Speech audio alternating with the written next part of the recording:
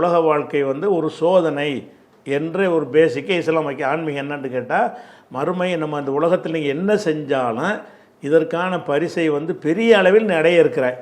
என்ன தப்பு செஞ்சாலும் அதற்கான தண்டனை வந்து உனக்கு பெரிய அளவில் காத்திருக்குது. அதுக்கு பயந்து ஒழுங்காக நடந்துக்க அப்படின்னு இஸ்லாம் வந்து இது மறுமைன்னு அதை தான் சொல்லுகிறது. அப்படி சொல்லும் பொழுது இஸ்லாம் என்ன சொன்னால், இந்த உலகத்தில் கஷ்டம் நஷ்டம் நிறைய குர்ஆனில் சொல்லி காட்டப்படுது. இறை தூதர்களை பற்றி எல்லா இறை தூதர்களும் கஷ்டப்பட்டாங்கன்னு குர்ஆனே சொல்லுது.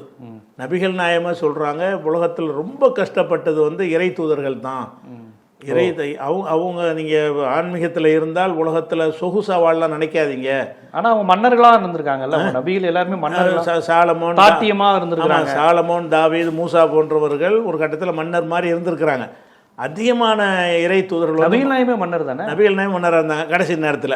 பாக்கி உள்ளவங்களெல்லாம் வந்து அடிக்கப்பட்டாங்க, கொல்லப்பட்டாங்க. நபி அது மாதிரி கொல்லப்பட்டிருக்காங்க நிறைய இறை தூதர்கள் அப்படின்னு குர்ஆன் சொல்லுகிறது. அப்போ நபிகள் நாயகம் மன்னரானா கூட அதுக்கு முன்னாடிப்பட்ட கஷ்டம் என்ன? சாதாரண கஷ்டம் கிடையாது. யாரும் படாத ஒரு கஷ்டத்தை தான் சொந்த ஊரில் பட்டு ஊரை விட்டு விரட்டப்படுறதுனா எப்படிப்பட்டது? அப்படி தான் இருந்தாங்க. மெக்கால இருந்து மதினாக்கு கல்லால் அடிச்சே விரட்டப்பட்டாங்க.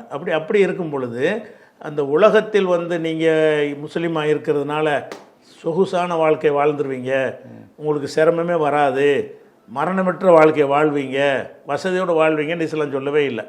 இந்த உலகத்தில் வந்து நீனா உழைச்சி நீனா வாழ்ந்துக்க, நல்லது கெட்டது எல்லாமே வந்து அதை நல்லவன் கெட்டவன் பார்த்து இஸ்லாத்தில் நான் தருவது கிடையாது. இஸ்லாமிய நம்பிக்கை பிரகாரம் ஒரு செல்வத்தை இறைவன் கொடுக்குறான்னு சொன்னால் நல்லவனும் கொடுப்பான், கெட்டவனும் கொடுப்பான். நீங்கள் பார்த்தாலும் அது உலகத்தில் அது நல்லவர்களும் பணக்காரனாக இருப்பாங்க, கெட்டவனும் பணக்காரன். கெட்டவன் தானே அதிகமாக பணக்காரனாக இருப்பான். நல்ல மாதிரி ஒரு பதவியில் இருக்கிற எடுத்துக்கிட்டீங்கன்னா சில நல்லவர்களும் பதவியில் இருப்பாங்க, கெட்டவனும் பதவியில் இருப்பான். அவர் பதவி, அதிகாரம், செல்வாக்கு, செல்வம் இதெல்லாம் வந்து நல்லவன் கெட்டவன் பார்த்து நான் தருவது இல்லை குர்ஆனில் இருக்கிறது. நல்லவன் கெட்டவன் பார்த்து தருவதில்லை.